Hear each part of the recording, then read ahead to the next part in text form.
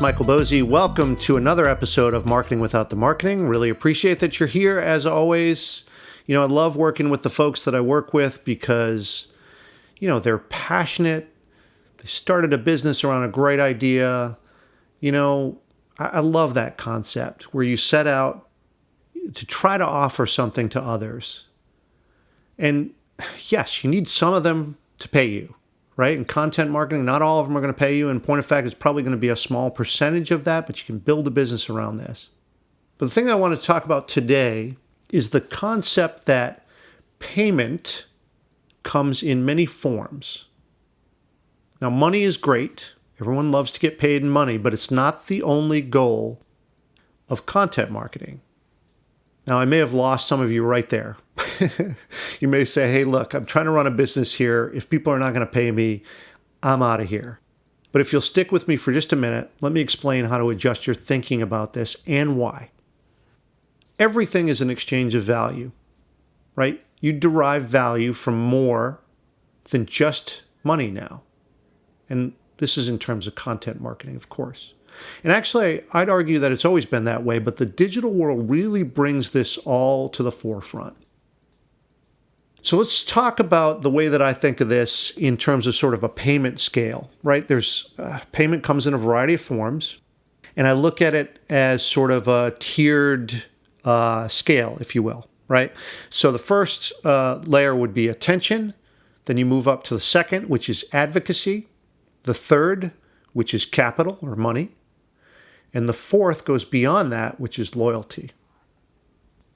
Let me go through each of these. Okay, so first, attention.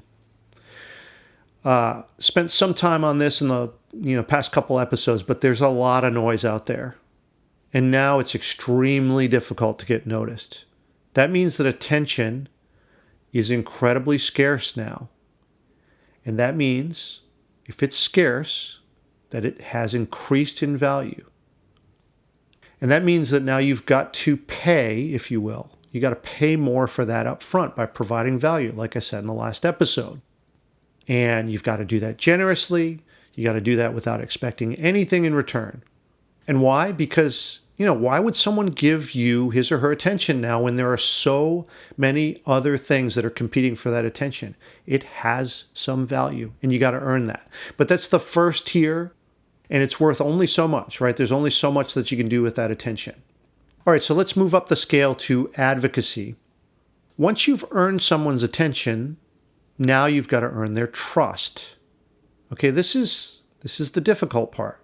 Traditional marketing tends to focus on attention. Do I have your attention?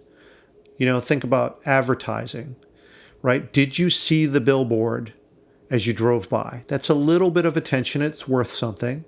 I think there's tons of folks who have tuned it out, who are not paying attention to the billboard or the ad or the radio spot or the television commercial.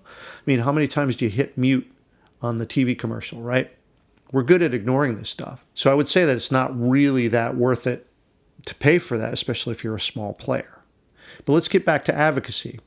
If you're going to do this, if you're going to get people to advocate on your behalf, not only do you have to deliver value, not only do you have to be consistent about it, but you've actually got to get people all charged up, get them all excited, and then, start to make them depend on that, right? So this is the whole point about consistency. If you're delivering great value, and that value, even if you're delivering that for free up front, and you're doing things that people want to talk about, by definition, remarkable, then they're going to go and tell their peers. This whole concept, immensely effective. Much more so than anything you can do or say about yourself. When someone else is talking about you, they're going to be way more credible than you can ever be. And of course, right, because you're not exactly, a disinterested party, right? But if someone else is talking about your business to a friend or family member or colleague or whatever, that's kind of the holy grail. Because that's where this whole thing with content marketing can actually take off. And you can start to see that curve really start to jump and accelerate up. All right, let's move up the scale to capital, money. This one's obvious. If you've earned enough trust that someone's going to pay you for it, you win, right? Or, I mean, that's kind of the whole point. If you're building a business, you got to get paid. And if you've done that and content marketing is working, fantastic. I mean, it's insanely difficult to get to this stage, right? It takes a long time, but this is the ultimate goal. All right, I shouldn't say ultimate because actually to me there is one more stage, and that's loyalty, right? It's great that you're getting paid. That's fantastic, right? But getting a customer is way different than keeping a customer. Getting a customer is really difficult, but keeping a customer is tough too, right? I mean, once there's money involved, the dynamic shifts, right? If you've been giving stuff away for free, and people sort of, have come to expect it, that exchange of value starts to change once there's money involved. And now the customer is going to start to expect more of you, and kind of rightfully so, right? They're paying you now. And now, keeping that customer happy is going to be a little bit more difficult. And you've got to make sure that exchange of value is still working in their favor, right? Price is not really the important thing here, right? It's all about the exchange of value. If I'm providing something to you, and I feel like, hey, you're paying me a good price or a good rate, and you are psyched about it because I'm solving a problem for you, then both sides are happy. It's a good deal from both sides, and that's where you want to get to. And, loyalty is worth a lot more because if you're getting paid and you have someone who's loyal, now you can start to depend on that as a revenue stream. So that I would call sort of the fourth tier of this. Okay, to summarize, here are the big takeaways, right? Attention's worth a lot, but it's still at the low end of the scale. Advocacy is worth more than attention and sometimes worth more than money itself because it can sort of start to self-replicate. It can start to accelerate your content marketing. And you'll only be able to capitalize if you've earned trust, but trust isn't everything. If you want to keep a customer, you got to keep it going, and that's loyalty. This kind of changes your sales and marketing strategy, though, doesn't it? Right? I mean, sure, you've got to drive awareness. I got to know about your business, especially as a new player. If I don't know about your business, there's no chance that I'm going to buy something from you, right? That's the first stage.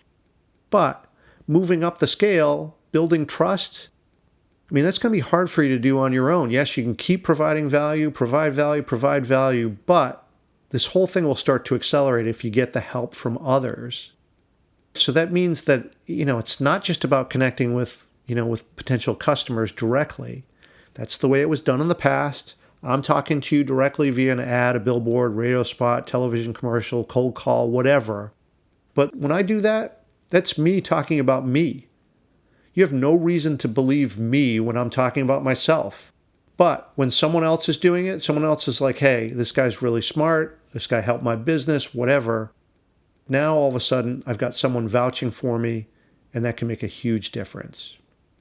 So that means that you got to be reaching influencers, not just your audience, right? You got to find these folks, the folks who have their own audience. Now, keep in mind, as I said in a prior episode, these audiences don't have to be large. You can get an endorsement from a star blogger with a huge following, someone with a large Twitter following, someone who's got the attention of an audience.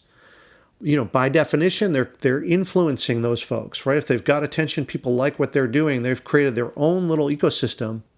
And if they insert you into that, that's fantastic. If they've got the attention, they've got the credibility, they've got the trust, now all of a sudden you're sort of trading on their trust. And the cool thing is that in the new world, this can happen with relatively small audiences. Now, strategically, it's easier to get the attention of someone with a small audience, someone who's an influencer in their own sphere. And then all you're going to have to do is replicate that over and over again. Suppose you're able to get influencers with small audiences. The cool thing about this is with digital, you can scale this.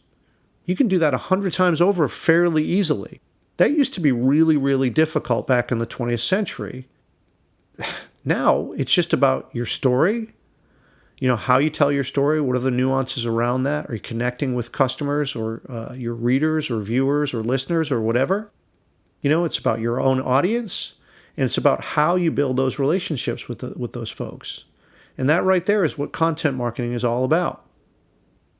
In the digital world, credibility does not need to scale. It just needs to travel from node to node in the hands of influencers, right? There's virtually zero carrying cost now in communication. This was not the case in the past. This is something you got to take advantage of, right? It's not free. It does cost time and effort, but the ability to make these connections and start earning trust is there. So work your way up this hierarchy from attention to advocacy to capital, and then, the ultimate thing where you've got a loyal customer. It all starts again by providing real value, doing it with a genuine intent, building real trust at every step along the way. And when you start to see the signs, right, when you're getting attention and you start to see that, start to transition from attention to advocacy, you start to see people sharing your stuff because they're getting value, right? That's evidence. It's evidence that they're getting value because they want to share it now. And the cool thing is when you start to see that transition, when you start to see advocacy take root, then you've got a chance at monetization. It's not a guarantee by any means. There are a lot of things you can mess up along the way there, but you can't monetize the business or your product until you start to see trust and people sharing it. It won't happen fast enough otherwise. So it's a really good sign if you can get there. Okay, so I think I'll leave it there. Now, I know that you're an influencer too in your own social sphere. So please, if you don't mind, help other people find this podcast, especially if you found it to be helpful. I would really, really appreciate that. A review or a rating in iTunes, share it on social media. Please don't keep it to yourself. Share it. My goal here is to help a lot of people use content marketing and have success in their business. So if you find it to be worthwhile, hey, like I said, I live what I teach. It's got to be worthwhile if you're going to share it. But if you take a moment, that'd be awesome. All right, so thanks so much. You guys are great. I just love my audience. Can't wait to do the next episode. We'll see you then.